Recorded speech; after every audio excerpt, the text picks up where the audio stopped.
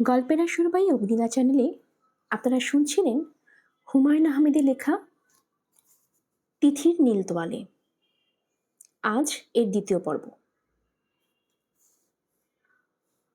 জাফর সাহেবের ঘরে air cooler সারাবার মিস্ত্রি এসেছে।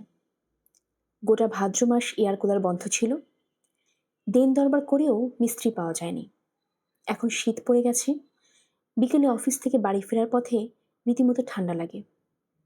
আর এখন কিনা এসেছে এয়ার কুলার ঠিক করতে। তার ইচ্ছে করছে মিস্ত্রি দুজনকে ঘাড় ধরে বাথরুমে ঢুকিয়ে দিয়ে বাড়ি থেকে তালা বন্ধ করে রাখতে। বাথরুমের শাওয়ারটা খুলে দিতে পারলে ভালো হতো। সারাক্ষণ শাওয়ারের পানিতে ভিজুক, সব ইচ্ছা পূর্ণ হবার নয়। অপরিচিত কারোর সঙ্গে খারাপ ব্যবহার করা তার ধাতে নেই। খারাপ ব্যবহার শুধুমাত্র প্রিয় এবং পরিচিত জনদের সঙ্গেই করা যায়। তিনি মিস্ত্রি দুজনের দিকে তাকিয়ে বিরক্ত গলায় বললেন, চা খাবেন? দুজন একসঙ্গে বলল, খামু স্যার। এদের আসার পর থেকে জাফর সাহেব দেখছেন এদের মতন মিল হচ্ছে না। একজন একরকম করতে বলছে, তো অন্যজন আরেক রকম বলছে। চা খাবার প্রশ্নে দুজনকে তাৎক্ষণিকভাবে একমত হতে দেখা গেল। জাফর সাহেব চায়ের কথা বললেন। তিনি কাজে মন বসাতে পারছেন না। প্রায় 200 পৃষ্ঠার এক গাবদা ফাইল তার সামনে পড়ে আছে। আজ দিনের মধ্যে ফাইল পড়ে নোট দিতে হবে। পড়ায় মন বসছে না। মিস্ত্রি দুজন বিরক্ত করছে। অন্য কোথাও বসে যে কাজ করবেন সেই উপায় নেই। তিনি নিজের ঘর ছাড়া বসতে পারেন না, দম আটকে আসে। জাফর সাহেব ভ্রু কুঁচকে বললেন, আপনাদের কাজ শেষ করতে কতক্ষণ লাগবে? ধরেন খুব বেশি হলে আধা ঘন্টা। জাফর সাহেব স্বস্তি নিঃশ্বাস ফেললেন। আধা ঘন্টা অপেক্ষা করা যেতেই পারে। এই ফাঁকে শায়লার সঙ্গে কি কথা বলে নেবেন? বিনীত ভঙ্গিতে বলবেন, সব অপরাধ আমার, বাসায় ফিরে আসুন। দুটি মাত্র বাক্য বলা কঠিন হবার কথা না। সব অপরাধ আমার, এই বাক্যটা বলাটাই সমস্যা। তিনি জানেন সব অপরাধ তার না। এটা বলা মানে মিথ্যা কথা বলা। মিথ্যা কথা বলা মানে আত্মার ক্ষয়। জন্মের সময় মানুষ বিশাল এক আত্মা নিয়ে পৃথিবীতে আসে। মিথ্যা বলতে যখন শুরু করে তখন আত্মা ক্ষয় হতে থাকে। বৃদ্ধ বয়সে দেখা যায় আত্মা পুরোটাই ক্ষয় হয়ে গেছে। জাফর সাহেব 17 বছর বয়সের পর থেকে আত্মার ক্ষয়রোধ করার চেষ্টা চালাচ্ছেন। মানুষের সব চেষ্টা সফল হয় না, এটিও হচ্ছে না। পদে পদে বাধাগ্রস্ত হচ্ছেন। শায়লার সঙ্গে প্রায়ই মিথ্যা কথা বলতে হচ্ছে। এই যে তিনি বলবেন, সব অপরাধ আমার, এতে আত্মার অনেকটা ক্ষয় হবে। জাফর সাহেব টেলিফোনে ডায়াল ঘোরালেন। তার মেজ মেয়ে ইরা ধরল। হাসি খুশি গলা। বাড়ি ছেড়ে এই যে এতদিন বাইরে আছে তার কোনো রকম ছাপ মেয়ের গলায় নেই। হ্যালো বাবা, কেমন আছো? ভালো। তুমি কি অফিস থেকে টেলিফোন করছো? হুম। বাবা শোনো, আমরা সিলেটে বেড়াতে যাচ্ছি, ছোট মামার চা বাগানে। কবে যাবি? আজ রাতের ট্রেনে, সুরমা মেল। মামা বলছিল গাড়িতে করে যেতে, বাই রোড। মা রাজি হলো না। ও আচ্ছা। বাবা শোনো, তুমি আমাদের সামনের মাসের হাত খরচের টাকাটা অ্যাডভান্স দিতে পারবে? একদম খালি হাতে সিলেট যাচ্ছি তো, ভালো লাগছে না। কদিন থাকবি? কদিন থাকবো বলতে পারছি না। মা যতদিন থাকতে চাই ততদিন। বাবা, তুমি হাত খরচের টাকা দেবে কি দেবে না তা তো বললে না। পাঠিয়ে দেব। থ্যাঙ্কস। তোর মা কি আছে? আছে। কথা বলবে? হুম। ধরো তুমি, ডেকে দিচ্ছি। তবে মা তোমার সঙ্গে কথা বলবে কি না তা তো জানি না। মনে হয় বলবে না, যা রেগে আছে। তুই ডেকে দে। আচ্ছা। জাফর সাহেব টেলিফোন হাতে বসে আছেন। তিনি লক্ষ্য করলেন মিস্ত্রি দুজন কাজ ফেলে হা করে তার দিকে তাকিয়ে আছে। টেলিফোনে কথা শুনছে। এই দুটোর মাথা কামিয়ে দিলে কেমন হয়? শালার গম্ভীর গলা পাওয়া গেল। হ্যালো। জাফর সাহেব বললেন, কেমন আছো? আমি কেমন আছি সেটা দিয়ে তোমার দরকার কি? কি বলতে চাচ্ছ? বলো। সিলেট নাকি যাচ্ছ? কেন? কোনো অসুবিধা আছে? স্বামীর অনুমতি ছাড়া নড়তে পারবো না? অনুমতির কথা তো আসছে না। যেতে চাচ্ছ যাবে। শায়লা গম্ভীর গলায় বললেন, রাখি। শোনো শায়লা। হ্যালো। আমি অনেক ভেবে টেবে দেখলাম অপরাধটা আসলে আমার। অর্থাৎ আমি বলতে চাচ্ছি, সংসারে চলার পথে খট করে শব্দ হলো। শায়লা টেলিফোন নামিয়ে রাখলেন। জাফর সাহেবের দিকে মিস্ত্রি দুজন এখনো তাকিয়ে আছে। তিনি এমন ভাব করলেন যেন টেলিফোনে খুব আনন্দজনক সংবাদ পেয়েছেন। তিনি হাসি মুখে বললেন, আপনার কাজ কত দূর? কাজ বন্ধ স্যার। বন্ধ কেন? পার্টস নাই। পার্টস নাই? তাহলে শুধু শুধু বসে আছেন কেন? স্যার চলে যাব? অবশ্যই চলে যাবেন। ১ থেকে ৫ গুণের আগেই যাবেন। 1, 2, 3, 4। মেশিনটা জায়গায় ফিট করে থুইয়া যাই? নো, এক্ষুনি বিদায় হতে হবে। Right now. জাফর সাহেব বুঝতে পারছেন তার রাগ বিপদসীমা অতিক্রম করতে যাচ্ছে। এক্ষুনি ভয়াবহ কিছু হবে। এদের উপর রাগ করাটা অর্থহীন। স্ত্রীর উপর রাগ তিনি এদের উপর ঝাড়তে পারেন না। এমন এক বিপজ্জনক মুহূর্তে নুরুজ্জামান দরজা ঠেলে মাথা বের করে বলল, স্যার আসি? জাফর সাহেব থমথমে গলায় বললেন, কি ব্যাপার? কোনো ব্যাপার না স্যার, আপনার অফিসের ঠিকানা ছিল, ভাবলাম দেখা করে যাই। মৌচাক মার্কেট যাচ্ছিলাম। আমার সঙ্গে কি কোনো দরকার আছে? জি না স্যার। তাহলে এলে কেন? নুরুজ্জামান ভয়ে ভয়ে বলল, মন্ত্রী সাহেবের বিয়ের সঙ্গে কথা হয়েছে। উনি আবার নেত্রকোনা বিবাহ করেছেন। উনি নেত্রকোনা বিয়ে করেছেন, তাতে কি হয়েছে? যোগাযোগের একটা সুবিধা হয়ে গেল। জাফর সাহেব হতভম্ব হয়ে তাকিয়ে রইলেন। এতটা নির্বোধ কোনো সুস্থ মানুষ হতে পারে তা তার ধারণাই নেই। চতুষ্পদরা এর চেয়ে কিছু বেশি বুদ্ধি ধরে। নুরুজ্জামান বেশ স্বাভাবিক ভঙ্গিতে সামনের চেয়ারে বসেছে। জাফর সাহেব যে রেগে আগুন হয়ে আছেন তাও তার মাথায় ঢুকছে না। নুরুজ্জামান উৎসাহের সঙ্গে বলল, পিএ সাহেবের বাসায় একদিন চলে যাব, একটা ব্যবস্থা তখন হবেই। হুট করে একজন অপরিচিত মানুষের বাসায় উঠে যাবে? হুট করে যাব না, আগে টেলিফোন করব। টেলিফোন নাম্বার নিয়ে এসেছি। জাফর সাহেব লক্ষ্য করলেন নুরুজ্জামান টেলিফোন সেটটার দিকে তাকাচ্ছে। মনে হচ্ছে এখান থেকে টেলিফোন করবে এই মতলব করেই এসেছে। এই যদি মতলব হয় তাহলে তাকে খুব নির্বোধ বলা যাবে না। জাতে মাতাল হলেও তাহলে ঠিক আছে। স্যার একটা টেলিফোন করব। কাকে করবে? পিএ সাহেবের স্ত্রীকে? জি না, আমাদের দেশের একজন মানুষ আছে, রামপুরায় বাসা। উনি আমাকে একটা সুযোগ করে দিবেন বলেছিলেন। কিসের সুযোগ? বাঁশি বাজাবার সুযোগ। টিভিতে বাঁশি বাজাবো। তুমি বাঁশি বাজাতে জানো? পাতার বাঁশি স্যার। ২টা পাতা ভাঁজ করে ঠোঁটের ভেতর দিয়ে। নুরুজ্জামান, জি স্যার। আমি এখন অত্যন্ত জরুরি একটা কাজ করছি। আমার মন মেজাজও ভালো নেই। তুমি যাও। জি আচ্ছা স্যার। জাফর সাহেব লক্ষ্য করলেন নুরুজ্জামান তার কথায় দুঃখিতও হলো না, অপমানিতও বোধ করল না। হাসি মুখে উঠে দাঁড়ালো, সহজ গলায় বলল, স্যার বাসায় ফিরবেন কখন? কেন? বাসায় ফেরার সময়টা জানা থাকলে এখানে চলে আসতাম, তারপর আপনার সাথে একসঙ্গে গাড়িতে চলে যেতাম। গাড়িতে চড়ার মজাই অন্যরকম। আমি ৫টার সময় বাসা যাব। জি আচ্ছা স্যার, আমি চলে আসবো। জাফর সাহেবের মাথা দপদপ করছে। জ্বর এসে গেছে কিনা কে জানে। বমি বমি ভাব হচ্ছে। অতিরিক্ত মেজাজ খারাপ হলে তার এমন বমি বমি ভাব হয়। নুরুজ্জামান বলল, স্যার যাই। সালাম আলাইকুম। ওয়ালাইকুম আসসালাম। জাফর সাহেব ফাইল সামনে নিয়ে স্তব্ধ হয়ে বসে রইলেন। মেজাজ এতই খারাপ যে ফাইলের দিকে তাকাতেও পারছেন না। অথচ পুরো ফাইল আজ দিনের মধ্যেই রেখে দিতে হবে।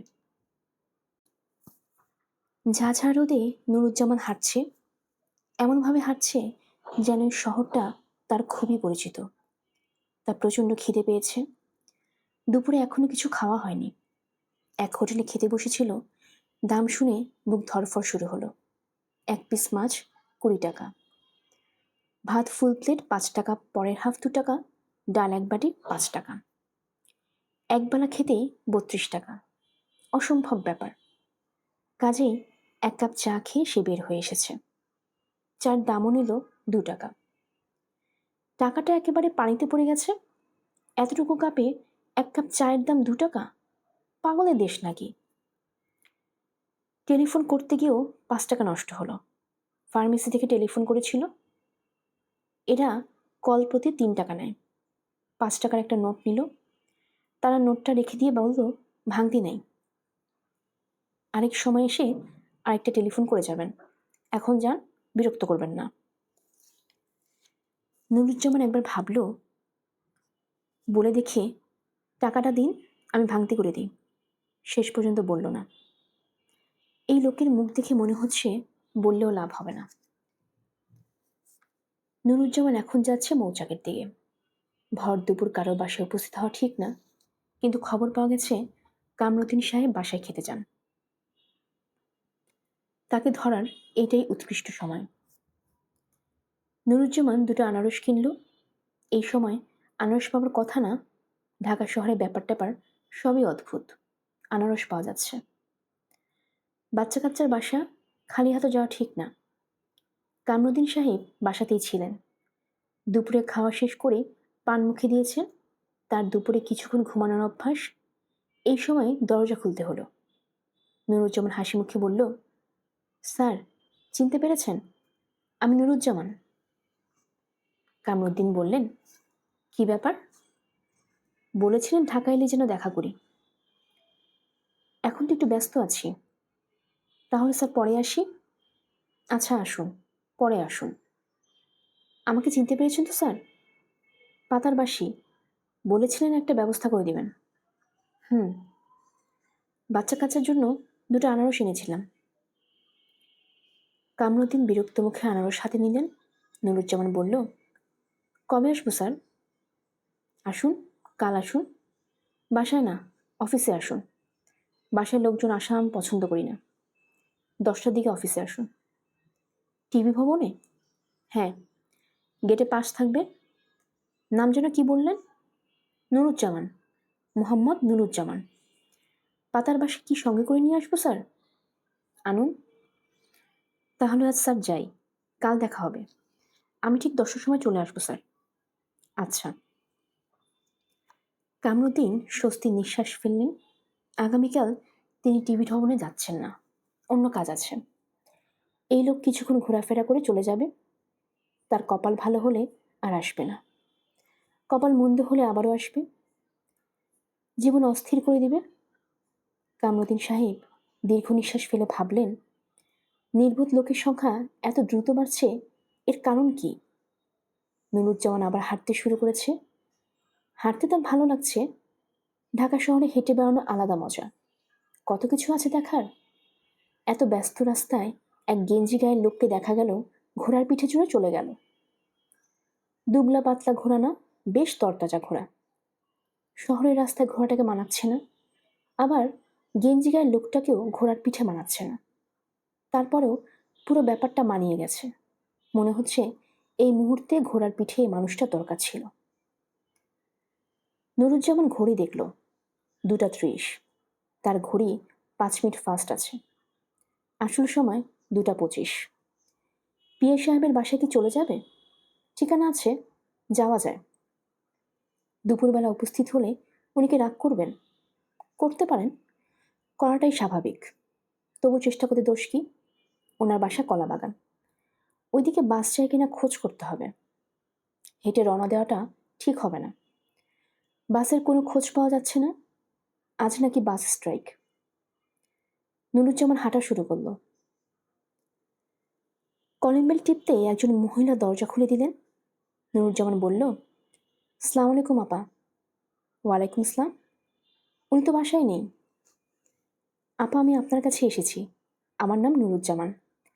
আমি অতীতপুর গার্লস স্কুলের হেডমাস্টার। আমি এক গ্লাস পানি খাবো। আপনি তো ঘামে ভিজে জবজবা হয়ে গেছেন। আসুন, ফ্যানের নিচে বসুন। নুরুজ্জামান বসার ঘরে বসল। মহিলা তাকে পানি দিলেন না, এক গ্লাস শরবত এনে দিলেন। শরবতের ওপর বরফের টুকরা ভাসছে। ভদ্রমহিলা বললেন, এক্ষুনি খাবেন না, একটু ঠান্ডা হয়ে নিন। আমার একটু শিক্ষামন্ত্রীর সঙ্গে দেখা করা দরকার। কোনো উপায় খুঁজে পাচ্ছি না, আপা। আচ্ছা, আমি বলে দেব, ও ব্যবস্থা করে দেবে। আপা, আপনার অনেক মেহেরবানি। এখন পানিটা খাই। খান। নুরুজ্জামান এক নিঃশ্বাসে শরবতের গ্লাস শেষ করে বরফের টুকরা চিবাতে লাগলো। দাঁত দিয়ে বরফ ভাঙার কচকচ শব্দ হচ্ছে। ভদ্রমহিলা বললেন, আরেক গ্লাস এনে দিই? জি আচ্ছা। আপনি একটা কাগজে আপনার নাম ঠিকানা লিখে দিন, ও একটা পাশ দিয়ে রাখবে। আপনি সেক্রেটারিয়েট ঢুকে ওর সঙ্গে দেখা করবেন, ও নিশ্চয়ই ব্যবস্থা করে দেবে। কবে? আগামীকাল 10টায় আসুন। জি না, আগামীকাল আসতে পারবো না। আগামীকাল টিভিতে আমার একজনের সঙ্গে সাক্ষাৎ হবার কথা। ওনার নাম কামরুদ্দিন। উনি আমাকে একটা অনুষ্ঠানে ব্যবস্থা করে দেবেন। পাতার বাঁশি। আমি পাতার বাঁশি বাজাই। ও আচ্ছা, তাহলে একটা কাগজে আপনার নামটাম লিখে দিন, কোন টেলিফোন নাম্বারে কি আছে, যাতে ও আপনার সঙ্গে যোগাযোগ করতে পারে। জি আছে। টেলিফোন নাম্বার লিখে রেখে যান, ও আপনার সঙ্গে কথা বলে একটা অ্যাপয়েন্টমেন্ট করবে। আপা তাহলে উঠি? আরেক গ্লাস পানি খাবার কথা না? বসুন, পানি নিয়ে আসি। ফ্রিজটা চলে গেছে, আপা। নুরুজ্জামান হাসছে, ভদ্রমহিলাও হাসছেন। বিদায় নেওয়ার সময় ভদ্রমহিলাকে পুরোপুরি হকচকিয়ে দিয়ে নুরুজ্জামান তাকে কদমবুচি করে ফেলল। নুরুজ্জামানের পকেট থেকে সানগ্লাস, চাবি রিংয়ের এবং ভাঙতি পয়সা গড়িয়ে পড়ল। তিথি দুপুরে দুজনের জন্য ভাত রেঁধেছিল, সে আর নুরুজ্জামান। জাফর সাহেব দুপুরে বাসায় খেতে আসেন না। ক্যান্টিন থেকে একটা স্যান্ডউইচ আর কলা এনে খান। নুরুজ্জামান দুপুরে আসেনি, একগাদা ভাত ফ্রিজে ঢুকিয়ে রাখতে হয়েছে। ফেলতে মায়া লাগছে বলেই ফ্রিজে ঢুকিয়ে রাখা। সে ভালো করে জানে শেষ পর্যন্ত ফেলে দিতে হবে। ফ্রিজের ভাত গরম করলে কেমন শক্ত হয়ে যায়, চিবানো যায় না। নতলায় কোনো ভিখিরি আসে না, কাজেই ভিখিরিকে ভাত দিয়ে দেওয়ার প্রশ্ন আসে না। ফ্রিজের ঠান্ডা ভাত গরম হওয়ার কোনো কায়দা আছে? সেটা সে জানে না। মা নিশ্চয়ই জানেন। তিথি ঠিক করে রেখেছে মাকে টেলিফোনে ব্যাপারটা জিজ্ঞেস করবে। এটা আসলে তার একটা অজুহাত, মার সঙ্গে কথা বলার অজুহাত। টেলিফোন সেই যে কাল রত্ন নষ্ট হয়েছে, এখনো ঠিক হয়নি। পাশের ফ্ল্যাট থেকে মাকে টেলিফোন করতে হবে, নীলক্ষেত এক্সচেঞ্জেও জানাতে হবে। অফিসে যাবার সময় বাবাকে বলে দিলে তিনি একটা ব্যবস্থা করতেন। বাবাকে বলার কথা তিথির কথা মনে পড়েনি। একা একা ভাত খাওয়ার মতো খাওয়ার ব্যাপার এখনো হয় না। একমাত্র পশুরাই খাবার একা খেতে পছন্দ করে, মানুষ পারে না। দুপুরে তিথি খানিকক্ষণ ঘুমোলো। ঘুমের মধ্যে স্বপ্ন দেখল টেলিফোন ঠিক হয়ে গেছে, মারুফ কথা বলছে। মারুফ বলছে, শোনো তিথি, পশুর সঙ্গে মানুষের সবচেয়ে বড় তফাৎ হলো মানুষ দলবল নিয়ে খেতে পছন্দ করে, পশু তার খাবার নিয়ে একা একা চলে যায়, এমনভাবে খায় যেন কেউ দেখতে না পারে। তিথি বলল, পাখিদের বেলা কি হয়?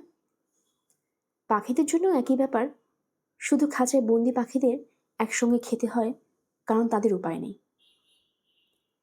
ক্রিং ক্রিং ক্রিং, তিথি বলল, ক্রিং ক্রিং শব্দ হচ্ছে কেন? মারুফ বলল, বুঝতে পারছি না, বোধহয় তোমাদের বাসায় কলিং বেল বাজছে। দরজা খুলে দেব? দরজা খোলার কোনো দরকার নেই, তুমি ঘুমোতে থাকো। যে এসেছে সে খানিকক্ষণ বেল বাজিয়ে চলে যাবে। ক্রিং ক্রিং ক্রিং, তিথির ঘুম ভাঙল। কলিং বেল না, টেলিফোন বাজছে। ঘুমের ঘোর তার এখনো কাটেনি। সে জড়ানো গলায় বলল, হ্যালো। ওপাশ থেকে শায়না বললেন, তোদের টেলিফোন নষ্ট নাকি? সকাল থেকে টেলিফোন করছি, লাইন পাচ্ছি না। টেলিফোন নষ্ট ছিল মা, এখন ঠিক হয়েছে। তুমি কেমন আছো? ভালো। শোন, আমরা সিলেট যাচ্ছি। কবে? আজ রাতের ট্রেনে সুরমা মেল। তোর ছোট মামার চা বাগান দেখে আসি। তুই যাবি? অবশ্যই যাব। তাহলে তোর কাপড় চোপড় গুছিয়ে এখানে চলে আয়। আমি 1 ঘন্টা পরে গাড়ি পাঠিয়ে দেব। আমার ঘরে পরার কয়েকটা শাড়ি সঙ্গে নিয়ে আসবি। আর কাবার্ডের নিচে রাখা স্যান্ডেল জোড়া আনবি। Italian sandal? হ্যাঁ। কদিন থাকবে? ঠিক নেই, 4-5 দিন থাকতে পারি। বাবাকে তাহলে 1 সপ্তাহে ছুটি নিতে বলি। ওর ছুটি নিয়ে আনিয়ে কি আছে? বাবা কি সঙ্গে যাচ্ছে না? না। সে কি, তুই মনে হয় আকাশ থেকে পড়লি। বাবা একা একা থাকবে? হ্যাঁ থাকবে। সে কচি খোকা না, তাকে ফিডিং বোতল দিয়ে দুধ খাওয়াতে হয় না। বাবা একা থাকবে আর আমরা দল বেঁধে বেড়াতে যাব? হ্যাঁ। তাহলে মা তোমরা যাও, আমি যাব না। তুই যাবি না? না। এবং মা, আমার মনে হয় তুমি বাড়াবাড়ি করছো। আমি বাড়াবাড়ি করছি না, তুই বাড়াবাড়ি করছিস। আমি তোর বাবাকে একটা কঠিন শিক্ষা দিতে যাচ্ছি, তোর জন্য পারছি না। কঠিন শিক্ষা শুধু বাবার একার হবে কেন? তোমারও তো হওয়া উচিত। তুই কি বললি? রাগ করো না মা, যার যা ইচ্ছা আমাকে বলে যাবে আর আমি রাগ করব না। মা শোনো, চলো আমরা সিলেট থেকে ঘুরে আসি। অনেকদিন ফ্ল্যাট বাড়িতে থেকে আমার মন টন ছোট হয়ে গেছে। বাইরে ঘুরলে ভালো লাগবে। বাবাও আমাদের সঙ্গে যাক। তুমি তার সঙ্গে কথা বলো না, তাহলেই হলো। তুমি এমন ভাব করবে যেন বাবা একজন অপরিচিত মানুষ। আমার সঙ্গে চাল চালবে না তিথি। আমি কোনো চাল চালছি না মা। আমি তোর বাবাকে এমন শিক্ষা দেব যে সে তার নিজের নাম পর্যন্ত ভুলে যাবে। তার এত বড় সাহস, সে আমার গায়ে হাত তোলে। সে কি, এখন দেখি একবারে আটকে উঠলি। তোর বাবা এলে তাকে জিজ্ঞেস করিস, তারপর তুই তোর বাবার হয়ে ওকালতি করিস, তার আগে না। তিথি চুপ করে রইল। টেলিফোনের ওপাশ থেকে কান্নার শব্দ পাওয়া যাচ্ছে। তিথি কি করবে বুঝতে পারছে না। তিথি নরম করে ডাকলো, মা। কি? ফ্রিজের ঠান্ডা ভাত কি করে গরম করতে হয়? জানি না, চুপ কর। শায়লা টেলিফোন নামিয়ে রাখলেন। 5টা বেজে গেছে।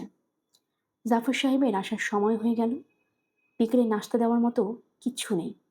ময়দা আছে, লুচি ভেজে দেওয়া যায়। ঘরে ডিম আছে, ডিমের অমলেট আর লুচি ভাজা। তিথি অনেক খুঁজেও লুচি বেলার বেলুন পেল না। একটা টিন ভর্তি চিরা আছে, তার মুখ খুলে দেখা গেল কালো কালো পোকা পড়ে গেছে। তিথির অস্থির লাগছে। বাবা ক্ষুধার্ত হয়ে অফিস থেকে ফেরেন। হাত মুখ ধুয়ে কিছু খাবার জন্য ব্যস্ত হয়ে পড়েন। তাকে দেওয়ার মতো কিছুই নেই। তিথি চায়ের পানি চড়ালো। জাফর সাহেব এলেন 5:30টার দিকে। নুরুজ্জামান তার সঙ্গেই এসেছে। সে ঠিক 5টায় অফিসে গিয়ে উপস্থিত। নুরুজ্জামান আরও 2টা আনারস কিনেছে। দোকানদার বলে দিয়েছে, মধুর মতো মিষ্টি না হইলে আমার 2 গেলে 2 চড় দিবেন। এদের কথা বিশ্বাস করা ঠিক না, তবু সে 2টা কিনে ফেলেছে। তিথি বলল, আমি আনারস খাই না, বাবাও খান না, আপনি শুধু শুধু এনেছেন। নুরুজ্জামান বিব্রত মুখে বলল, আনারস একটা ভালো ফল। তিথি বলল, মোটেই ভালো ফল না, এর সারা গা ভর্তি চোখ। আনারসের দিকে তাকালে মনে হয় সেও হাজার হাজার চোখ মেলে আমাকে দেখছে। এই আনারস আপনাকেই খেতে হবে। জি আচ্ছা।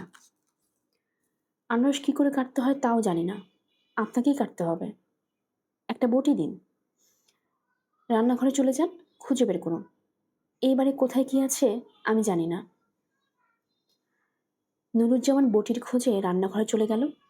তিথি চা নিয়ে গেল বাবার কাছে। অফিস থেকে ফিরে জাফর সাহেব সাধারণত হাত মুখ ধুয়ে বারান্দায় বসে থাকেন। মাগরিবের আজানের পরে ওঠেন, তার আগে না। সারাদিন এই এক ওয়াক্তের নামাজই তিনি পড়েন। আজ তিনি শোবার ঘরে হাত পা এলিয়ে শুয়ে আছেন। তিথিকে দেখেই বললেন, চা খাবো না রে মা। চা খাবে না কেন? শরীর খারাপ? জ্বর জ্বর লাগছে। ক্লান্ত হয়ে আছো এই জন্যই জ্বর জ্বর লাগছে। ডিমটা খাও, বেশি করে কাঁচামরিচ দিয়ে অমলেট করে এনেছি। অমলেট খেয়ে চা খাও, দেখবে ভালো লাগবে।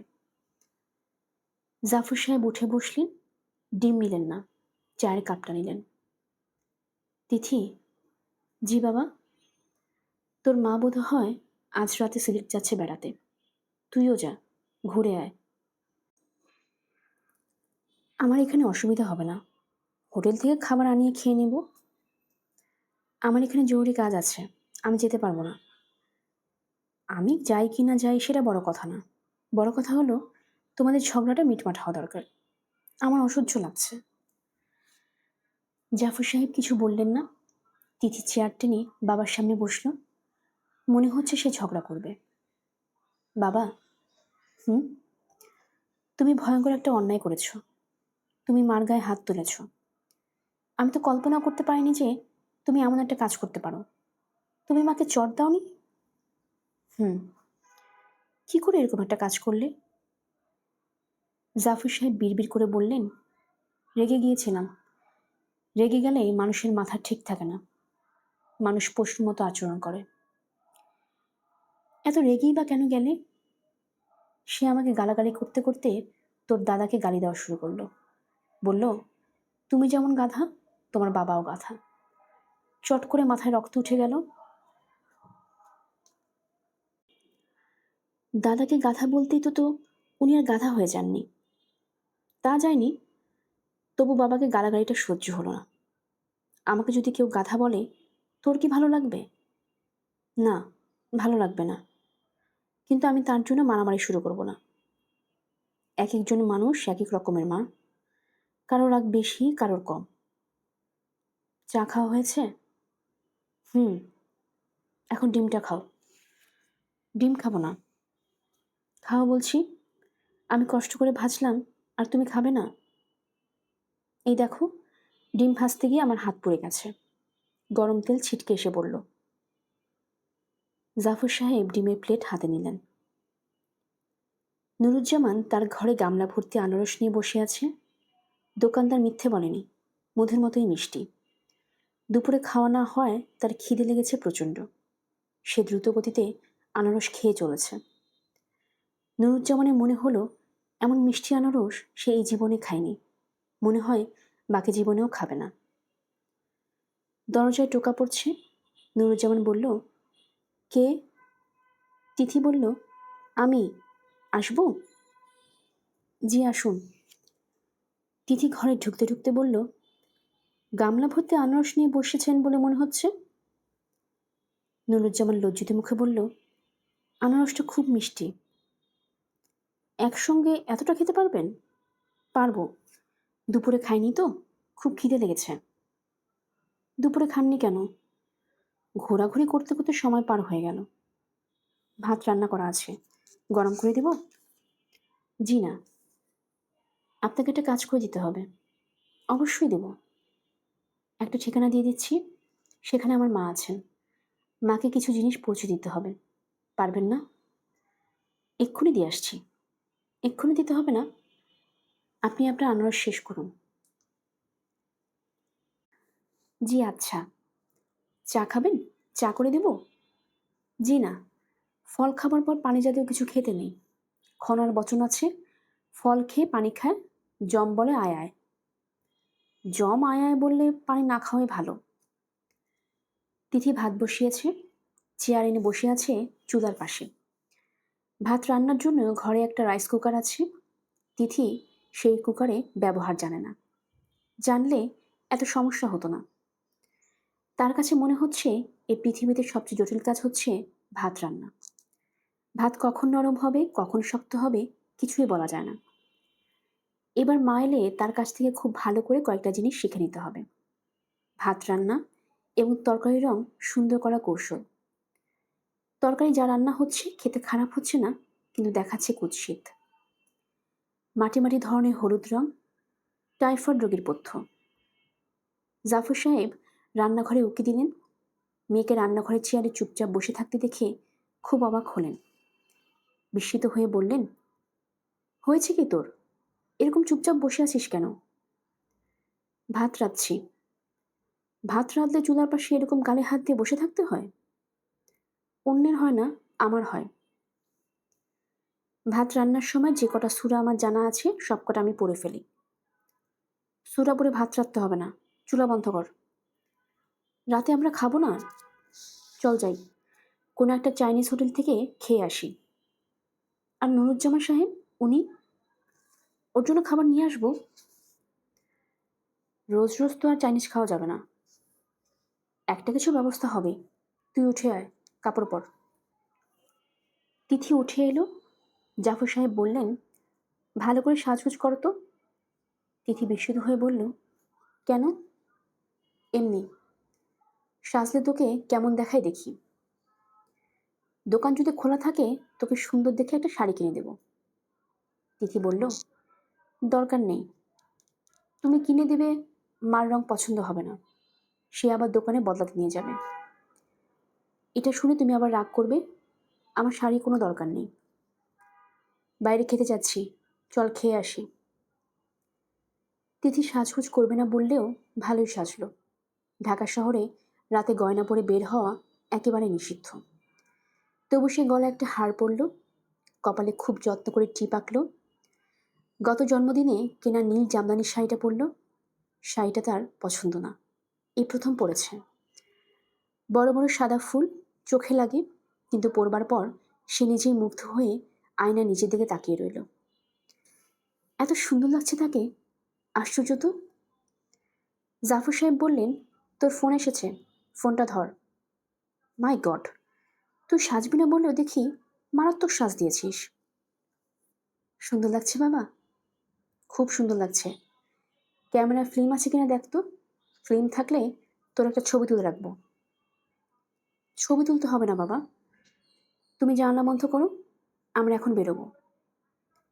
তুই টেলিফোন ধরে আয়, মনে হচ্ছে মারুফ। তিথি টেলিফোন ধরতে গেল। বাবার সামনে ছুটে যেতে লজ্জা লাগছে, কিন্তু তার ইচ্ছে করছে ছুটে গিয়ে ধরতে। হ্যালো তিথি, শোনো, বেশিক্ষণ কথা বলতে পারবো না, খুব জরুরি খবর আছে। কাল অবশ্যই অবশ্যই অবশ্যই সকাল 9টার মধ্যে পিৎজা কিংয়ে থাকবে, কেমন? খোদা হাফেজ। মারুফ টেলিফোন নামিয়ে রেখেছে। তারপরেও তিথি অনেকক্ষণ রিসিভার কানে ধরে রাখল। শব্দহীন রিসিভার কানে ধরে রাখার মধ্যেও যে আনন্দ আছে তা সে আগে বুঝতে পারেনি। সকালে দাড়ি কামাতে গিয়ে মারুফ লক্ষ্য করল তাকে বেশ স্বাস্থ্যবান লাগছে। ভরাট চেহারার একজন মানুষ। কয়েক রাত ভালো ঘুম হয়নি বলে চোখের নিচে কালি পড়ে গেছে। এই কালিটা না থাকলে তাকে আজ মোটামুটিভাবে একজন প্রেজেন্টেবল মানুষ বলা যেত। গালে সাবান মাখতে গিয়ে হঠাৎ স্বাস্থ্য ভালো হওয়ার কারণ স্পষ্ট হলো। ব্রণ উঠেছে। কিছু কিছু ব্রণ আছে সুপ্ত আগ্নেয়গিরির মতো, চামড়ার ভেতর মাথা ডুবিয়ে থাকে, মুখ বের করে না। তবে এদের কর্মকাণ্ড ভেতরে ভেতরে চলতে থাকে। তার গা যে ফুলে ফেপে একাকার হয়েছে, এই তার রহস্য। মারুফ ভ্রু কুচকে আয়নার দিকে তাকিয়ে রইল। মুখ ভর্তি খোঁচা খোঁচা দাড়ি, তার কিছু কিছু আবার পেকে গেছে। থুতনির কাছে সবগুলি দাড়ি পাকা। তার বয়স 32। 32 বছর বয়সে কারো চুল দাড়ি এরকম করে পাকে না, তার বেলাতেই বা এরকম হলো কেন? প্রকৃতি নানানভাবে তাকে প্রতারিত করছে। নয়তো তার মতো একটি ছেলেকে 4 বছর প্রাইভেট টিউশনে করে চলা লাগে। ডিসপোজেবল শেভিং রেজারটা পুরনো। সব জিনিস কিনতে মনে থাকে, রেজার কিনতে মনে থাকে না। রেজারের কথা মনে পড়ে সকালবেলা। রহমতকে পাঠিয়ে এই মুহূর্তে দোকান থেকে রেজার আনানো যায়, তাতে লাভ হবে না।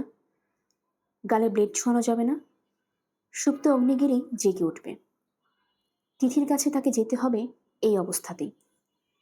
মেরুন রঙের হাফ হাওয়াই শার্ট, সাদা প্যান্ট এবং সাদা কেটসে জুতা পরা যাবে না। খোঁচা খোঁচা দাড়ির সঙ্গে এই পোশাক মানায় না। তাকে পাঞ্জাবি পরতে হবে, আধময়লা পাঞ্জাবি। টেবিলে রহমত চায়ের কাপ রেখে দিয়েছে। পিরিচ দিয়ে ঢেকে রাখার কথা রহমতের মনে নেই, কোনোদিন মনে থাকবেও না। এর আগে 1,00,000 বার বলা হয়েছে চায়ে চুমুক দিতে গেলে অবধারিতভাবে কয়েকটা ভাসমান পিঁপড়া পাওয়া যাবে। সম্ভবত রহমতের ধারণা চা বানাতে চিনি দুধ যেমন লাগে পিঁপড়াও লাগে। রহমত, চা আরেক কাপ বানিয়ে আনো। আর পাঞ্জাবি ইস্ত্রি করে আনো। রহমত রান্নাঘর থেকে বের হয়ে এলো। টেবিলে রাখা চায়ের কাপ নিয়ে নির্বিকার ভঙ্গিতে লম্বা চুমুক দিয়ে চা শেষ করলো। এই কাজটা সে রান্নাঘরেও করতে পারত, তা করবে না। একে বিদায় করে দেওয়ার সময় হয়ে গেছে, তবে সে বিদায় করতে পারবে না। রহমত তার কর্মচারী না, এটা মিজানের ভাড়া বাসা। মিজান 3 মাসের ট্রেনিংয়ে রাজশাহী আছে বলে সে থাকতে পারছে। মিজান চলে এলে তাকে বিদায় নিতে হবে, কারণ মিজান বিয়ে করেছে, বউ নিয়ে থাকবে। বউ চলে এলে বন্ধুর কথা মনে থাকে না। রহমত দুপুরে আজ রান্না করবে না, দুপুরে ভাত খাবো না। রহমত উত্তর দিল না। রহমতের এই একটাই গুণ, কথাটা কম বলে, রোবট টাইপের, তবে বেকুব ধরনের রোবট। ওরা হুকুম তামিল করতে যায়, কিন্তু হুকুমটা কি ঠিকমতো শোনে না। বেটাকে পাঞ্জাবি ইস্ত্রি করতে বলা হয়েছে, সে হয়তো পাঞ্জাবি বাদ দিয়ে পায়জামা ইস্ত্রি করিয়ে আনবে। এই সম্ভাবনা 60%। মারুফ সিগারেট ধরিয়ে চায়ের জন্য অপেক্ষা করছে। সে নিজেকে শান্ত রাখার চেষ্টা করছে। আজ সারাদিনে তাকে প্রচুর মিথ্যা কথা বলতে হবে। সহজ মিথ্যা না, জটিল ধরনের মিথ্যা। মিথ্যাগুলি বলা হবে তিথিকে। প্রিয়জনকে মিথ্যা বলা বেশ শক্ত, মনের উপর চাপ পড়ে। অসতর্ক হলে মিথ্যার লজিক এলোমেলো হয়ে যায়। সত্য বলার সময় লজিকের দিকে খেয়াল রাখতে হয় না, মিথ্যা বলার সময় খেয়াল রাখতে হয়। মিথ্যার লজিক হচ্ছে সবচেয়ে কঠিন লজিক। বোকা লোক এই জন্যই মিথ্যা কথা বলতে পারে না। রহমত চা নিয়ে এসেছে। চায়ের কাপ নামিয়ে সে কাপড় ইস্ত্রি করতে লাগলো। মারুফ আর চোখে দেখল পাঞ্জাবিটাই নিয়ে যাচ্ছে। সে খানিকটা নিশ্চিত হয়ে চায় চুমুক দিল। আগুন গরম চা, মনে হচ্ছে মুখের ভেতরটা পুরো ঝাঁঝরা হয়ে গেছে। সিগারেট বিষাদ লাগছে। আজ দিনটা খুব খারাপভাবে শুরু হয়েছে। মাথা ঠান্ডা রাখা কঠিন হয়ে যাচ্ছে, অথচ মাথাটা খুব ঠান্ডা রাখা দরকার। তিথিকে সে আজ তার প্যারিসে যাবার কথা বলবে, যা পুরোপুরি মিথ্যা, অথচ এমনভাবে তা বলতে হবে যেন তিথি তা অবিশ্বাস না করে। সামান্যতম অবিশ্বাস করা মানেই অরিজিনাল ব্লু প্রিন্টে গণ্ডগোল হয়ে যাওয়া। এটা কিছুতেই হতে দেওয়া যাবে না। এই মিথ্যা বলায় তার কোনো পাপ হবে বলে সে মনে করে না। সে মিথ্যা বলবে সার্ভাইভালের জন্য। অনেক পোকা বেঁচে থাকার জন্য যে গাছে বাস করে, সে গাছের রঙে নিজের রং বদলিয়ে নেয়। এতে পোকাটার কোনো পাপ হয় না, তার হবে কেন? তিথি যদি তার প্যারিস যাবার ব্যাপারটা বিশ্বাস করে, তাহলেই পরের ধাপটা সহজ হয়ে যায়। সে বলতে পারে, শোনো তিথি, প্লেনে ওঠার আগে আমি বিয়ের কাজটা সেরে ফেলতে চাই, কারণ আমি চাচ্ছি প্যারিসে পৌঁছার 13 দিনের মাথায় তুমি আমার সঙ্গে জয়েন করো। এই মিথ্যায় কারো কোনো ক্ষতি হবে না, বরং সবারই লাভ হবে। যে বিয়ে অনেকদিন ধরে ঝুলে আছে, সেই বিয়েটা হয়ে যাবে। তিথি অসুখী হবে না, কারণ সে মানুষ হিসেবে প্রথম শ্রেণী না হলেও উপরের দিকে দ্বিতীয় শ্রেণী।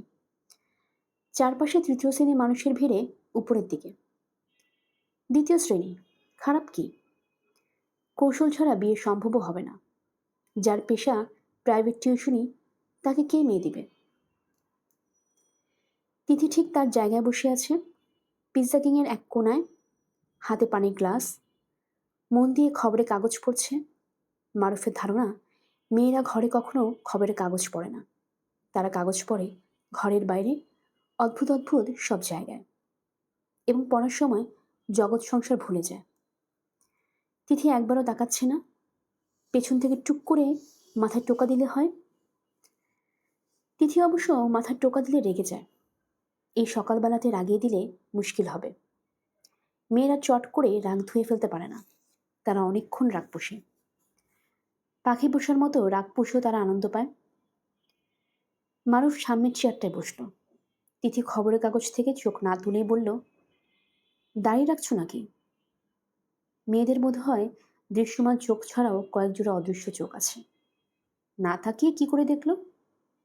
মারুফ বলল, হুম, দাড়িতে তোমাকে ভালো দেখাচ্ছে, নূর সাহেবের মতো লাগছে। নূর সাহেবটাকে? আসাদুজ্জামান নূর, অভিনয় করে। ও আচ্ছা। তিথি খবরের কাগজ ভাঁজ করতে করতে বলল, তোমার জরুরি কথাটা কি চট করে বলে ফেলো, আমাকে উঠতে হবে। মারুফের মেজাজ খারাপ হয়ে গেল। সে শুকনো গলায় বলল, উঠতে হলে উঠো, জরুরি কথা আরেকদিন বলা যাবে। রেগে গেলে নাকি? না, রাগিনি। মুখ গম্ভীর করে রেখেছো কেন? আমার মুখটাই গম্ভীর টাইপের। খুব হাসি খুশি অবস্থাতেও আমাকে দেখলে মনে হবে কয়েক রাত ঘুম হচ্ছে না। ডিসপেপসিয়ায় ভুগছি এবং আমার পিঠে কার্বাঙ্কল হয়েছে। পিঠে কি হয়েছে? কার্বাঙ্কল। সেটা কি? মারুফ কফি দিতে দিতে বলল, পিৎজা কিংয়ের ওর ছেলেটাকে পাঠালো এক প্যাকেট সিগারেট আনতে। তিথি হাসি মুখে বলল, তোমার জরুরি কথাটা কি আমাকে বলে ফেলো তো। থাক। থাকবে কেন? বলো। মারুফ হাই তুলতে তুলতে বলল, আমি একটু বাইরে যাচ্ছি। এটাই তোমার জরুরি কথা? হুম। বাইরে কোথায়? চাঁদপুর না কুমিল্লা? কফির কাপ দিয়ে গেছে, সিগারেট আনেনি। আগে সিগারেট না ধরিয়ে চা বা কফি কোপে চুমুক দিতে কুৎসিত লাগে। হঠাৎ মুখ মিষ্টি হয়ে যায়। মারুফ বিমর্ষ ভঙ্গিতে কফিতে চুমুক দিতে দিতে বলল, ব্রিসবেন যাচ্ছি। সেটা কোথায়? ফ্রান্সের একটা ছোট শহর। বলো কি? কবে? 18 তারিখ। শেষ রাতের ফ্লাইট। 3টা কি 3:30? কোন মাসে 18 তারিখ? এই মাসের? হ্যাঁ। কি সর্বনাশ! আর তো মোটে 10 দিন আছে। 10 দিন না, 9 দিন। আজকে দিনটা বাদ দাও। তিথি নিজেকে সামলাতে সময় লাগছে। সে খানিকটা ঝুঁকে এসে বলল, তুমি তো সারা জীবন চেয়েছো আমেরিকা যেতে, এখন আমেরিকা বাদ দিয়ে ফ্রান্স? কি করব? আমেরিকা যাওয়ার সুযোগ পেলাম না। হাতে যা পেয়েছি তাই সই। কানা মামা যখন পাওয়া যাচ্ছে না, তখন অন্ধ মামা। কতদিনের জন্য যাচ্ছ? পিএইচডি করতে যতদিন লাগে, ধরে নাও 4 বছর। মারুফের সিগারেট চলে এসেছে। সে সিগারেট ধরিয়েছে। এতগুলি মিথ্যা কথা এক নাগাড়ে বলায় কেমন ক্লান্ত লাগছে। দ্রুত কয়েকটা সিগারেট টেনে শক্তি সঞ্চয় করতে হবে। তিথি খুশি খুশি এবং আনন্দিত চোখে তাকিয়ে আছে। এরকম চোখের মেয়ের কাছে মিথ্যা বলাও কষ্টের ব্যাপার। মিথ্যাটা কাটার মতো বুকে বেঁধে থাকে। তিথি বলল, এ তো খুব আনন্দের ব্যাপার। তুমি এমন মুখ কালো করে আছো কেন? অনেক ঝামেলা বাকি আছে। ভিসা হয়নি। পাসপোর্ট রিনিউ করতে হবে। এর মধ্যে দেশে গিয়ে মাকে দেখে আসতে হবে। দেশে যাবে কবে? আজ রাতে ট্রেনে চলে যাব। একদিন থেকে পরশু আসব। কাপড় চোপড়ও বানাতে হবে। ভালো কাপড় তো কিছুই নেই। আমি দেখি শুনি তোমার জন্য কাপড় কিনে দেব। চলো, আজই চলো। তোমার নাকি কাজ আছে বলছিলে? এমন কোনো কাজ নেই। কাঁচা বাজার করবো ভেবেছিলাম, পরে যাব। চলো, গুলশান মার্কেটে যাই। ওখানে সুন্দর সুন্দর শার্ট পাওয়া যায়। আজ থাক, টাকা আনিনি। চলো পছন্দ করে আসি, পরে কিনবে। চলো। মারুফ কফির বিল দিল। 10 টাকার একটা ময়লা নোট দোকানের ম্যানেজারের কাছ থেকে বদলে নিয়ে যে সিগারেট এনে দিয়েছে তাকে বকশিস দিল। তিথি বলল, তুমি একটু হাসো তো। তোমাকে দেখে খুব খারাপ লাগছে। মনে হচ্ছে তোমার মাথায় আকাশ ভেঙে পড়ছে। আকাশ ভেঙে পড়ার মতোই। তিথি, রিক্সা নেবার আগে চলো খানিকক্ষণ হাঁটি। তোমার সঙ্গে কিছু কথা আছে। কথাগুলি জরুরি। এতক্ষণ যা বললাম তা জরুরি না। ঢাকার রাস্তাগুলি এখন আর হেঁটে বেড়ানোর জন্য নয়, গাদাগাদি ভিড়। পাশাপাশি গল্প করতে করতে দুজন যাবে তা হবে না। যেতে হবে একজনের পিছনে একজন, এবং সারাক্ষণই টেনশন থাকবে। এই বুঝে সামনে লোকটা হারিয়ে গেল। যন্ত্রণার উপর যন্ত্রণা। তিথির পেছনে তখন থেকে এক ফুলওয়ালি হাঁটছে। আফা, মালা নেন না। আফা, মালা নেন না। ফুলের মালার মতো একটি উঁচু শ্রেণীর পণ্যদ্রব্য বিক্রি করলেও এদের আবার আচরণ নিম্ন শ্রেণীর। এরা জোকের মতো লেগে থাকে। না কিনে উপায় নেই। তিথি মারুফকে বলল, এই ফুলওয়ালির হাত থেকে আমাকে বাঁচাও তো, অসহ্য লাগছে। শাড়ি ধরে টানছে, গায়ে হাত দিচ্ছে। মারুফ পেছনে ফিরে ফুলওয়ালির দিকে তাকিয়ে হাসল, কিছু বলল না। ফুলওয়ালি এতে আরও উৎসাহ পেল, যদিও তার বাড়তি উৎসাহের প্রয়োজন ছিল না। তিথি বলল, মারুফ, তুমি কি দয়া করে একটা রিক্সা নেবে? এই ভিড়ে আমি হাঁটতে পারছি না। আর একটু, এই রোডের শেষ মাথা পর্যন্ত গিয়ে রিক্সা নেব। এখন নিতে অসুবিধা কি? কোনো অসুবিধা নেই, এরকম ভিড়ের রাস্তায় তো আর হাঁটবো না, শেষ হাঁটা হেঁটে নিচ্ছি। এই দেশের ভিড়েও যে এমন সৌন্দর্য আছে তা আগে লক্ষ্য করিনি। কি সৌন্দর্য? আমি তো কোনো সৌন্দর্য দেখছি না, আমি শুধু দেখছি লোকজন এসে আমার ঘাড়ে পড়ে যাচ্ছে। মারুফ বলল, শুধু যে লোকজন আমাদের ঘাড়ে পড়ে যাচ্ছে তা না, আমরাও লোকজনদের ঘাড়ে পড়ে যাচ্ছি এবং নির্বিকার ভঙ্গিতেই পড়ছি। এসো, এখন রিক্সা নেওয়া যাক। ফুলওয়ালি মেয়েটা নেই, এতক্ষণ পেছনে পেছনে এসে হঠাৎ কোথাও উধাও হয়ে গেল। তিথি ভেবে রেখেছিল ফুলওয়ালিকে 5 টাকা দিবে। মেয়েটা এতক্ষণ যখন লেগেছিল তখন আরেকটু কেন থাকলো না?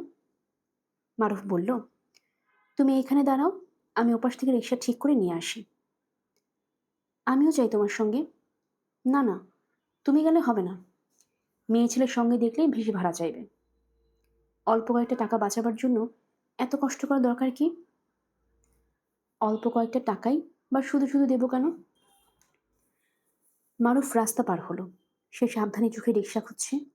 যে কোনো একটা রিক্সা নিলেই হয় না, রিক্সাওয়ালা দেখে বিচার বিবেচনা করে ভাড়া ঠিক করতে হয়। রিক্সাওয়ালা এখানে মানুষ না, ইঞ্জিন। যে ইঞ্জিন গাড়ি বনেটের ভেতরে ঢাকা থাকে না, চোখের সামনে দেখা যায়। এমন একটা ইঞ্জিন খুঁজে বের করতে হবে যে ক্লান্ত না হয়ে দীর্ঘ সময় প্যাডেল ঘোরাবে, যার কৌতূহল প্রায় থাকবে না, যে পেছনে ফিরে তাকাবে না, পেছনে কি কথাবার্তা হচ্ছে তা শোনার চেষ্টা করবে না। তিথি দাঁড়িয়ে আছে তো দাঁড়িয়ে আছে। মারুফের রিক্সা ঠিক হচ্ছে না, সামান্য একটা রিক্সা ঠিক করতে কারো এতক্ষণ লাগে? রোদ কড়া হয়ে উঠেছে, আলো চোখে লাগছে। তিথি তার হ্যান্ডব্যাগ খুলল, আছে, সানগ্লাসটা আছে। সাধারণত দেখা যায় যেদিন সানগ্লাসটার সবচেয়ে বেশি দরকার সেদিনই সেটা আনা হয় না। মারুফ মনে হয় শেষ পর্যন্ত রিক্সা ঠিক করতে পেরেছে। তিথি সানগ্লাস পরে অপেক্ষা করছে। রিক্সার হুড ফেলা, মারুফের হাতে জ্বলন্ত সিগারেট। অন্য সময় সিগারেটের ধোঁয়ার পাশে বসতে খারাপ লাগে, আজ লাগছে না। এমনকি সিগারেটের কটু গন্ধটাও ভালো লাগছে।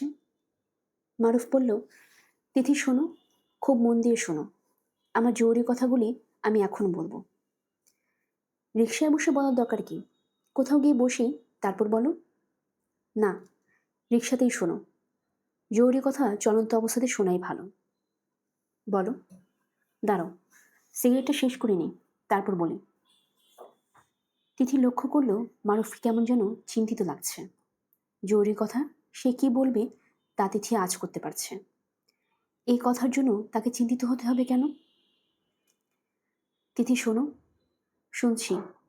আমার হাতে সময় খুব অল্প, রিক্সাতেও বেশি সময় তোমার সঙ্গে থাকতে পারবো না, আবার দেশেও বেশি দিন নেই, বুঝতে পারছো?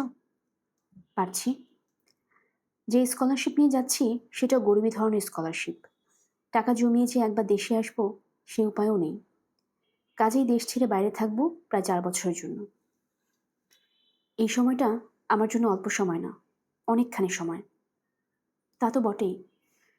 আমি চাই যে যাবার আগে বিয়ে করে তারপর যাব, যাতে আমার স্ত্রী আমি যাওয়ার 3-4 মাসের ভেতর আমার সঙ্গে জয়েন করতে পারে। আইডিয়া ভালো। সবচেয়ে ভালো হয় সে যদি একসঙ্গে তোমার সঙ্গে যেতে পারতো। সেটা অবশ্যই ভালো হতো, কিন্তু প্রথম কথা হচ্ছে এই মুহূর্তে আমার কাছে একটা বাড়তি টিকিট কেনার টাকা নেই, কারণ আমার নিজের টিকিটই নিজেকে কিনতে হচ্ছে। ওরা টিকিট কেনার টাকা দিচ্ছে না? না, পৌঁছার পর ওরা টিকিটের টাকাটা রিমার্স করবে, তার আগে না। ও আচ্ছা। মারুফ আরেকটা সিগারেট ধার ধরাতে বলল, তিথি, এখন আমি আমার বক্তব্যের শেষ অংশে চলে এসেছি, মন দিয়ে শোনো। শুনছি। আমাকে বিয়ে করলে করতে হবে 4 থেকে 5 দিন সময়ের মধ্যে। লোকজনকে খবর দিয়ে ঢাকঢোল পিটিয়ে ফর্মাল বিয়ে করব সেটা সম্ভব না, বুঝতে পারছো? পারছি। বিয়ের কথা বলার জন্য 100 বার তোমার বাবা মার সঙ্গে দেখা করা, তাদের বোঝানো, তাও সম্ভব না। পুরো ব্যাপারটা তোমাকেই ম্যানেজ করতে হবে। তুমি তোমার বাবা মা আত্মীয় স্বজন সবাইকে বলে ঠিকঠাক করে রাখবে। একজন কাজীকে খবর দিয়ে রাখবে, আমি যাব আর বিয়ে করে চলে আসব। এটা কি সম্ভব হবে? তিথি বলল, হবে। তুমি এত টেন্স হয়ে থাকো না তো। তোমাকে দেখে মনে হচ্ছে কি ভয়াবহ সর্বনাশ হয়ে গেছে। সব ব্যবস্থা আমি করে রাখবো, তোমাকে কিচ্ছু ভাবতে হবে না। মারুফ বলল, আর ধরো তোমার বাবা মা আত্মীয় স্বজন এরা যদি রাজি না হলো, তাহলে আমরা কোর্টে গিয়ে বিয়ে করব। কি বলো? কেউ অরাজি হবে না, আমি যা বলবো তাই হবে। তাহলে তো ভালোই। তিথি বলল, ওকে। তুমি আমার সিগারেট ধরলে যে? টেনশন টেনশন, তুমি বুঝবে না। কোনো টেনশন না, তুমি হাসি মুখে বসো তো। মারুফ হাসি মুখে থাকার চেষ্টা করছে, পারছে না। তার আজ আজিজ সাহেবের অফিসে ঠিক 11টার সময় যাওয়ার কথা। আজিজ সাহেবের 2 ছেলেকে সে পড়ায়, পড়ানো ফাঁকে ফাঁকে ছোটোখাটো কাজ করে দিতে হয়, এতে বাড়তি কিছু আয় হয়। অন্য সবার মতো আজিজ সাহেবও তাকে পছন্দ করেন এবং বিশ্বাস করেন মারুফ তাকে বলেছে তার খোঁজে একটা ভালো নীল পাথর আছে। দাম অনেক, কিন্তু সে সস্তায় বেচে দিবে, কারণ চোরাই মাল।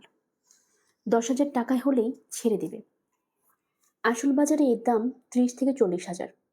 আজিজ সাহেব সেই পাথর দেখতে চেয়েছেন। মারুফ আজ 11টার সময় তাকে পাথর দেখাবে। মজার ব্যাপার হলো, মারুফ পাথরের ব্যাপারে কিছুই জানে না। একজন নীলা বিক্রি করতে চায়, এটাই তার তৈরি গল্প। আজিজ সাহেবের পাথরের প্রতি আগ্রহ দেখে গল্পটা বলেছিল। আগ্রহ যে এত বাড়াবাড়ি ধরনের হবে তা বুঝতে পারেনি। বুঝতে পারলে ফট করে গল্প বলতো না। অবশ্যই পাথরের গল্পের একটা ভালো দিক এখন দেখা যাচ্ছে। আজিজ সাহেব যদি এখন 10,000 টাকা দিতে রাজি থাকেন, তাহলে বিয়ের খরচটা উঠে যায়। এই মুহূর্তে মারুফ আজিজ সাহেবের ব্যাপারটা নিয়েই ভাবছে।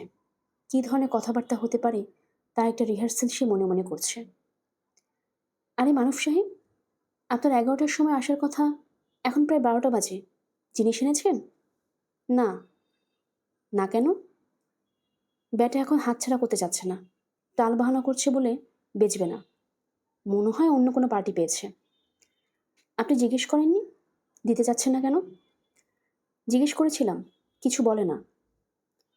মারুফ সাহেব, আপনি এক কাজ করুন, 15,000 টাকা নিয়ে যান, জিনিস নিয়ে আসুন। একটা ভালো নীলার আমার অনেক দিনের শখ। বাদ দিন, সামান্য একটা পাথর 15,000 টাকা, টাকা কি এত সস্তা? পাথর সামান্য না, নীলা ডেঞ্জারাস পাথর। 10,000 কেন রাখতে রাজি হচ্ছি সেটাই বুঝছি না। আপনি একটা কাজ করুন, 20,000 টাকা নিয়ে যান, দেখুন কততে আনতে পারেন।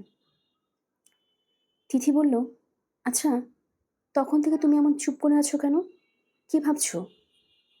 কিছু না। কটা বাজে দেখো তো? 10টা। আর 1 ঘন্টা তোমার সঙ্গে থাকবো। 11টার সময় আমার এক জায়গায় যেতে হবে। মারুফকে এখন খুব হাসি খুশি দেখাচ্ছে। সে শীষ দেবার চেষ্টা করছে। তিথি বলল, শীষ দিও না তো। একজন তরুণীকে পাশে বসে শীষ দিতে দিতে যাওয়া খুব খারাপ। মারুফ শীষ দেওয়া বন্ধ করল না। নুরুজ্জামান সকাল 9টা থেকে রামপুরা টিভি ভবনের গেটে দাঁড়িয়ে আছে। ভেতরে ঢোকার সাহস নেই, তার কোনো পাশ নেই। নুরুজ্জামানের গায়ে ইস্ত্রি করা পায়জামা পাঞ্জাবি, পায়ের স্যান্ডেল জোড়াও নতুন। স্যান্ডেল কিনা তার ইচ্ছা ছিল না। ফুটপাতে সাজানো স্যান্ডেল দেখে কৌতূহলী হয়ে দাম করতে গেল। দাম জিজ্ঞেস করে ফিরে আসছিল। দোকানদার বলল, একটা দাম কইয়া তারপরে যান, দাম না কয়ে যান গিয়া, এটা কেমন ধর্ম? নুরুজ্জামান অস্বাভাবিক কম দাম বলল। দোকানদার নির্বিকার ভঙ্গিতে বলল, লইয়া যান। এই হচ্ছে তার নতুন স্যান্ডেলের রহস্য। নুরুজ্জামানের পাঞ্জাবির পকেটে 5-6টা অশ্বত্থ গাছের কচি পাতা। ফজরের নামাজ শেষ করে সে পাতার সন্ধানে গিয়েছিল। সোহরাওয়ার্দী উদ্যানে খানিকটা হাঁটতেই পাতা পেয়ে গেল। পাতাগুলি মিয়ে যাচ্ছে। পাতা বেশিক্ষণ থাকে না, 2 ঘন্টার মধ্যে মিয়ে যায়। মিয়ানো পাতায় সুর ধরে না, ফেটে ফেটে যায়। সে বুঝতে পারছে না আবার কিছু টাটকা পাতা নিয়ে আসবে কিনা। কামরুদ্দিন সাহেব এখনো পাশ পাঠাচ্ছেন না কেন তাও বুঝতে পারছে না। ভুলে গেলেন নাকি? ব্যস্ত মানুষ, ভুলে যাওয়া অস্বাভাবিক না। ওনাকে খবর পাঠাতে পারলে হতো। খবর কিভাবে পাঠানো যায় তাও সে বুঝতে পারছে না। একটা সময় টিভি ভবনে দারোয়ান বলল, কতক্ষণ এইভাবে ঘোরাঘুরি করবেন? যান, ভেতরে চলে যান। পাস নাই তো। পাস লাগবে না। অশেষ শুক্রিয়া। নুরুজ্জামান কামরুদ্দিনের ঘর খুঁজে বের করল। ঘর তালা বন্ধ। জানা গেল তিনি ইউনিট নিয়ে আউটডোরে শুটিংয়ে গেছেন। শুটিং হচ্ছে সাভারে বড়খালি নামের এক গ্রামে। সন্ধ্যা পর্যন্ত শুটিং হবে। নুরুজ্জামান বড়খালি চলে যাওয়ার সিদ্ধান্ত নিল। সন্ধ্যায় পৌঁছাতে পারলেই হলো। সমস্যাটা হলো বড়খালি জায়গাটা কোথায় কেউ বলতে পারছে না। সাভার চলে গেলে একটা খোঁজ নিশ্চয়ই পাওয়া যায়। উপস্থিত হতে পারলে দুটো লাভ হবে। কামরুদ্দিন সাহেবের সঙ্গে দেখা হবে। টিভি শুটিং কিভাবে করে তাও দেখা হবে। ব্যাপারটা তার দেখার শখ। সন্ধ্যার আগে নুরুজ্জামান বড়খালি গ্রামে উপস্থিত হলো। শুটিং ততক্ষণে শেষ হয়েছে। কামরুদ্দিন প্যাক আপ করে দিয়েছেন। ক্যামেরা গাড়িতে উঠছে। নুরুজ্জামান কামরুদ্দিনের কাছে গিয়ে হাসি মুখে বলল, আসসালামু আলাইকুম স্যার। কামরুদ্দিন অন্ধকার মুখে বলল, কে? স্যার, আমি নুরুজ্জামান। আপনি টিভিতে যেতে বলেছিলেন। গিয়েছিলাম, শুনলাম এখানে আছেন, চলে এসেছি। তাই তো দেখছি। শুটিং কি শেষ হয়ে গেছে স্যার? হ্যাঁ, জিনিসটা দেখার শখ ছিল। কামরুদ্দিন শুকনো মুখে বলল, বেশি বেশি শখ ভালো না, শখ কম থাকা ভালো। জি, তা ঠিক। স্যার, আমি তাহলে কবে দেখা করব? কি জন্যে? কি ব্যাপারে? নুরুজ্জামান বিস্মিত হয়ে বলল, ও যে স্যার, পাতার বাসি। কিসের পাতার বাসি? স্যার, আপনার মনে নেই? ওই যে আপনি গ্রামে বেড়াতে গিয়েছিলেন, আপনাকে পাতার বাসি শোনালাম, আপনি বললেন ঢাকা এলে দেখা করতে। ও আচ্ছা, এবারে কিছু হবে না, আগামী প্রান্তিক পর্যন্ত।